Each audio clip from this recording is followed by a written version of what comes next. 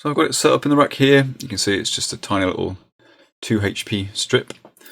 I've also got these little Eurorack indicators, which are just a jack plug with an LED in the end, so we can see what signal's coming through.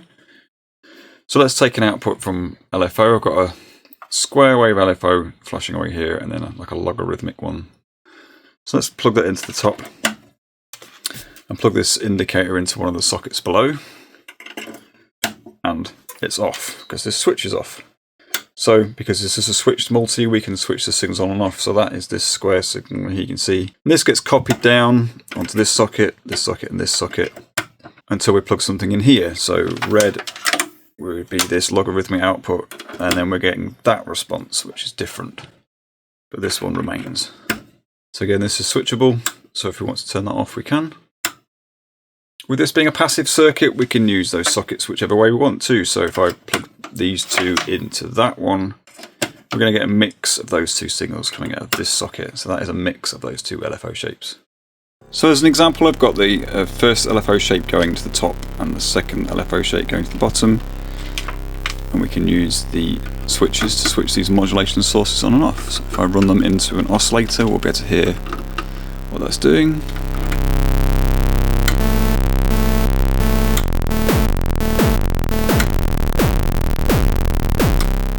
With the different signals being sent to the different oscillators as we want. So in this example, I've taken the output of the two drone oscillators on the CPM DS2 and I've plugged those into the top sockets here. And these are the outputs that are going to my mixer with a purple and grey cable. So I can plug those in. Then I can turn on the two components of the sound so we can listen to them.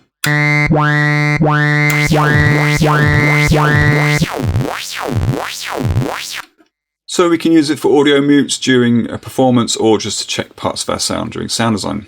So in this example, I've got two sequences going. One of them is being fed to the neutron and the other to the East Beast, sending CV.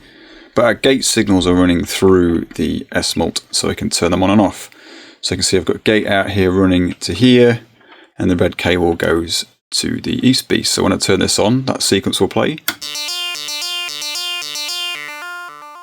And there's a gate out signal running here to this socket, and the blue one goes in to the gate in on the neutron. So similarly, that will play.